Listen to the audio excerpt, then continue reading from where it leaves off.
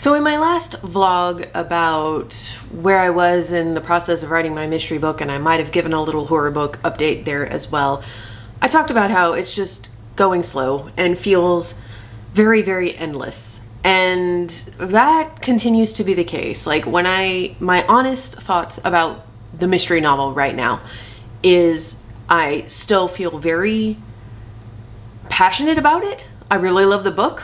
I still have that vision in my mind for what I want it to be. I'm still working on it on paper, just going through chapter by chapter, very slowly doing edits. And I'm going to continue to do that. That book is challenging me as a writer, which is great. And this is something that I hope I continue to do for the rest of my career. I never want things to just be easy, right? It's good to challenge yourself and grow. It is also humbling me, which is also a good thing.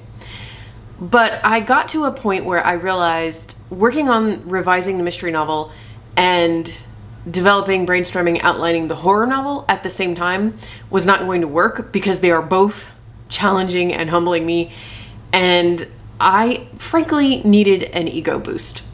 So about almost 2 weeks ago, like not last weekend, but the weekend before, I got kind of a new idea, or rather, I got an idea on how to fix an old idea. Kind of an idea I had a year ago that wasn't, I couldn't quite figure out what I wanted it to be, and then a couple weeks ago I had this like light bulb epiphany. I know how to fix it, and it's just been like I love, isn't it amazing when that happened? Like, so sometime last spring I had an idea for a middle grade novel, and I am completely positive that I vlogged about this at some point, but it wasn't like the main part of the vlog, and I've been combing through all of my videos trying to figure out which vlog it was that I mentioned this idea, because I don't even remember how much about it I shared, and I can't find it. But I think it was like somewhere around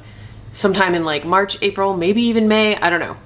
Sometime in there. Anyway, I had an idea for a middle grade novel. I was super excited about it, and I do remember saying that a lot of things about it were clicking really fast. You guys know that when it comes to pitches, it doesn't always happen and it won't always work this way, but I really, really like when I find a good X meets Y. That for me is always, when it clicks, when it's the right one, it helps me remember and stay focused on like what the core of my idea is. So I had an X that I really love, and I'm not going to share all the details about this yet, but when I'm closer to finish with it, I'll definitely share the exact pitch. But let's just say the X is a particular franchise. It's not middle grade, and I had been experimenting with all these different Ys, and I wanted the Y to be a middle grade novel, right? A middle grade book. And I had a few options, and I thought they all worked. I mean, they're good pitches, just like objectively, but for subjectively, for what I was going for, it wasn't quite working. I kept trying to develop the idea, and it kept kind of like running away from me. Like I would take it in one direction, it would be like, it's not what I want it to be anymore. And then I would take it in a different direction with a different Y, and it wasn't what I wanted it to be anymore. And eventually I just kind of stopped working on it. It's been in the back of my head this whole time, but I haven't been working on it. And then I think it was like just about 2 weeks ago, this was actually during a day where I was working at my book packager job, and somebody mentioned a specific middle grade series actually that is very well known and very beloved, and I was like, oh, I haven't thought about that one in a while. And then my idea came screaming to the forefront, and I inserted that middle grade series as my Y, and I had this X meets Y, and it was like lightning. Everything just fell into place. And the reason it fell into place, this is really interesting to me, because I love writing speculative fiction, like fiction with at least a little twist of something magic or something supernatural or paranormal or fantasy or whatever. I have written contemporary, but I tend to lean towards speculative. And this X meets Y all of my middle grade whys before this had been speculative. I thought I wanted it to be speculative, lightly speculative. And this why is just straight ahead contemporary, and that was what was holding me back. This story, this specific book that I want to write, is actually just a contemporary middle grade mystery. No magic, no ghosts, no nothing like that. And once I realized that, it was just, I mean, as soon as I could, because I was working, I was doing my book packaging stuff.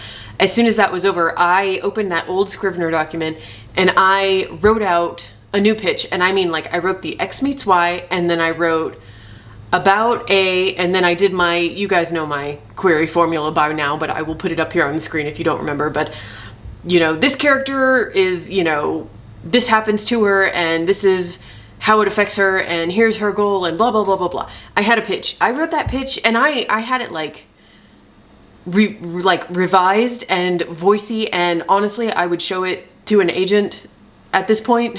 Like, it feels like a really clean pitch to me, probably in under 30 minutes, which has to be the fastest I've ever written a full pitch like that in my life. But it came together so fast. And then I went into the Scrivener document and I started. Here's what I've done so far. So part of this is that I just really wanted to write a middle grade series again, like the Secrets of Topsy series that I co-wrote with my friend Kirsten Hubbard.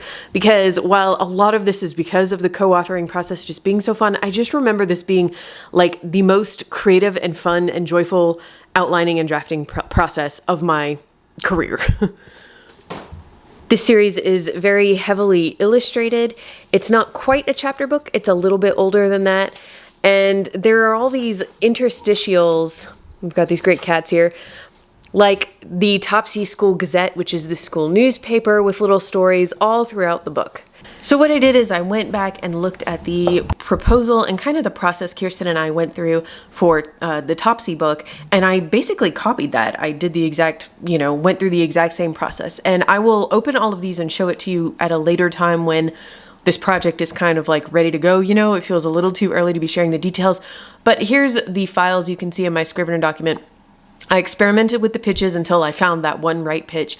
I wrote down other selling points and comps, like other books and authors that one might compare this to, and highlighted the school and library appeal because I'm really going for that market hard with this book. And then the next thing I did, these are actually out of order, is I brainstormed my characters. So I came up with a list of characters, and that happened very quickly because I had already brainstormed a lot of them in the original version of this book. And pretty quickly, I mentioned this is a mystery. I knew who my villain was and why they did what they did. And I started a list of potential clues and red herrings just about the crime, little random moments that I could see happening. Then I just went ahead and I wrote the villain's point of view here, and I outlined, it's about almost 1,000 words, and it's just, here is why they wanted to do what they did. Here is exactly how they did it, step by step. Here are all the things that went wrong along the way. And that kind of gave me everything I needed to know. And then I used that to go ahead and write out the beats of the story from my protagonist's point of view, including the big emotional arcs and how they tie into the plot. And then I just started outlining it. And like I said, this has all come together in about a week and a half. Like currently I have 9 chapters outlined, and I'm aiming for a total of 15. I could go a couple over that, but I'm really trying to keep this book under 30,000 words. That's around the word count of the Secrets of Topsy books, because the interstitials and illustrations are a key part of it, and I want to leave room for those. Also, I'll just be totally honest with you guys. I like that short word count. It's just really appealing to me right now because of the 95,000 word behemoth mystery novel that I have been plowing through. I don't know. This is like, middle grade is my comfort zone.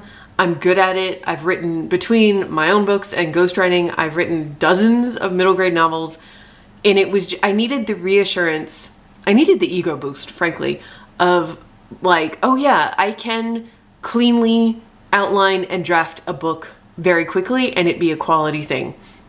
That is not the case with the mystery novel. That will not be the case with the horror novel. So now I'm working on these two things side by side. The horror novel is on hold until the mystery novel is completely revised, and when I send it to my beta readers, maybe then I'll jump back into the brainstorming the horror novel. But working on the two adult fiction things side by side was destroying my confidence. And so working on this middle grade thing, the idea, primarily it really is because the idea was just, it clicked so loudly in my brain. And it was like one of those things where several nights in a row, I was just like plotting it in my sleep and waking up in the morning and just like pouring more out, you know? I've gotten questions, and we've talked about this in videos in the past, about like, how do you know when you're just procrastinating working on one thing with a new idea? And I mean, you could definitely make the argument that that's what this new idea is doing, is that I have been having frustrations with the mystery novel, and, you know, maybe this is a distraction. But frankly, it's also something that I think is salable, and I would really love to get it published. You know what? If this is procrastination from the mystery novel, so be it. I really love this idea.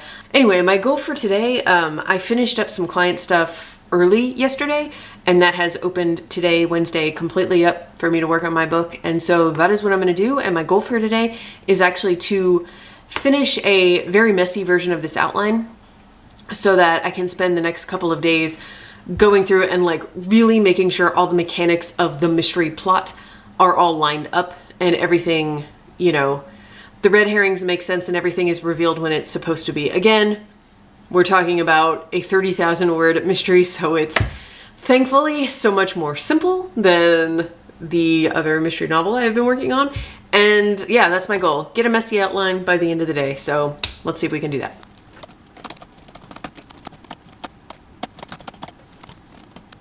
All right, it took me a little while after the live stream. It's about 2:30 now, but the outline is complete. It's a little over 5,000 words, like 5,200 words, which for what is hopefully going to be a 30,000 word book, I think that's pretty good. That's something good to work with. I did get one more idea for this particular kind of false suspect. Is that as I got worked through the outline, I knew some characters that my main characters would suspect, you know, had done the crime. One in particular emerged as like the most obvious red herring kind of suspect. So I came up with a few more fun little twists and reveals for the end that I had to go back or I'm still gonna have to go back and seed through at the beginning of the outline, but I think it's pretty cohesive as it is. And so what I'm gonna do is I'm gonna call it, because I've spent all day on this, I'm gonna call it a day. I have a complete outline, super excited about that. And then just over the next couple days, Thursday and Friday are book packager work days, so in my after work time in the evening, I might play with this a little bit, see if I can tidy it up, because it is pretty messy. Really this weekend, I want to get this outline super clean, super detailed, everything really all the ducks in a row. And then I'm in a place right now with my ghostwriting work and just all my other work in general where things are, I wouldn't quite say it's light, but it's a very manageable workload. And I'm just kind of thinking I might be able to draft this thing pretty quickly. And so that's going to be the next step. So this has been fun. I wanted to add that I mentioned a couple weeks ago that I did a webinar on pitching, since I've talked a lot about pitching in this video. And that webinar is up. The recording is for purchase. This was through Children's Book Insider, and they actually gave me a discount code. So if you're interested in checking that webinar out, it was a solid hour and a half long. I think it went really well. Everybody who attended was saying that they felt some relief, because I was talking about how to pitch to trends and how you don't have to worry about missing or catching a trend with your ideas. You write the book you want to write, and then you just figure out how to pitch it to whatever is currently popular. If you're interested in that, I will leave the discount code below so you can go and check it out. But anyway, let me know how your projects are going, and that's going to be it for this vlog. I will see you guys next week with another video. Bye.